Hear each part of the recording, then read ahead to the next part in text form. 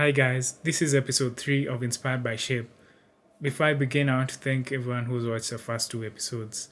The response has been great, the feedback has been great, and let's dive into it.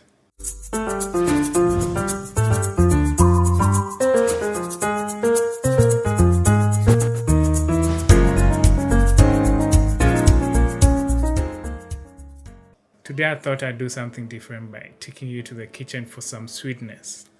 Today what we are going to do, we are going to bake. I'm a big baker, I like to bake. And my favorite cake is a Black Forest cake. I've liked it ever since I could remember. To make a Black Forest cake, these are the things you need.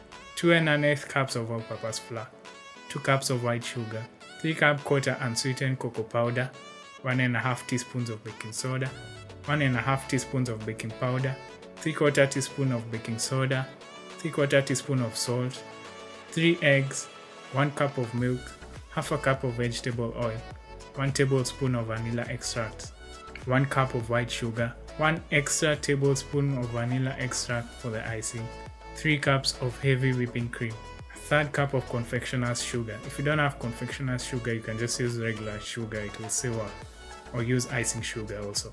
Now, Black Forest cakes are usually made with cherries. I am not a fan of cherries, I do not like cherries at all. So what I usually do in my Black Forest cake, I like to use strawberries instead. So get as many strawberries as you want. For this, I'm going to use 12 strawberries.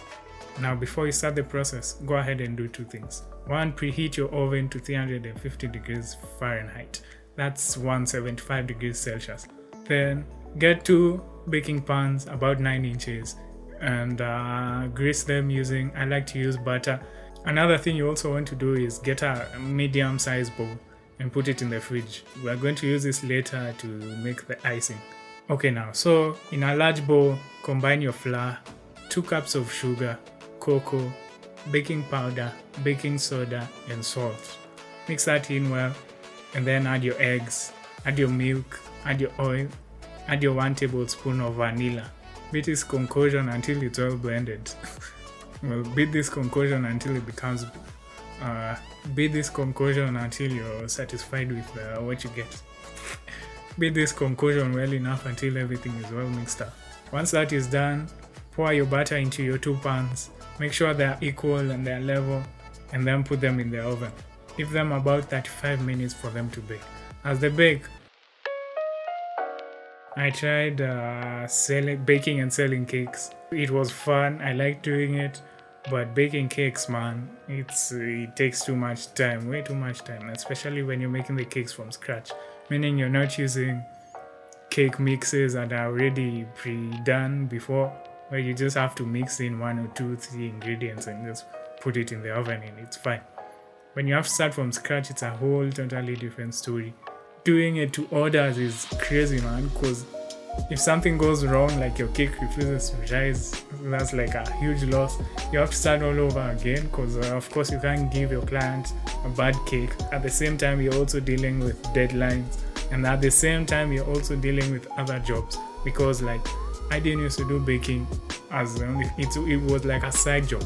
You still have your other jobs, and then an order comes in, you have a deadline, maybe they need the cake by tomorrow, and you have this other job. So it was quite tricky trying to balance the 2 together. Anyway, the cake is now done. Get it out of the oven, put your pans somewhere and let them cool down. Now as they cool down, remember that medium bowl we had placed in the fridge before we began? Get that out and let's begin to prepare the icing. For the icing, I am not a fan of, this icing that's usually used on wedding cakes, it's a hard kind of icing, very sweet. Ever since I was a kid, I never liked that icing. Put all your whipping cream inside the bowl. Add your confectioner's sugar. Remember I said if you don't have confectioner's sugar, you can just use regular sugar. Mix all of them together using an electric mixer if you have one. If you don't have an electric mixer, you can just use a whisk. It's gonna be hard work trying to get your whipped cream to get whipped. But you still get the same result at the end of the day. I also like to add a teaspoon of vanilla extract inside the whole mixture, just to give the whipping cream some nice taste. You can use vanilla extract, you can use almond extract, I found both to work well with this type of cake. Once that is ready, you can now begin to decorate your cake. Just get creative with it. There's a particular way to do it, but this is your cake. Do it how you want, as in you're not taking it to anybody. You're not. It's just yours to enjoy. So do whatever you want to do.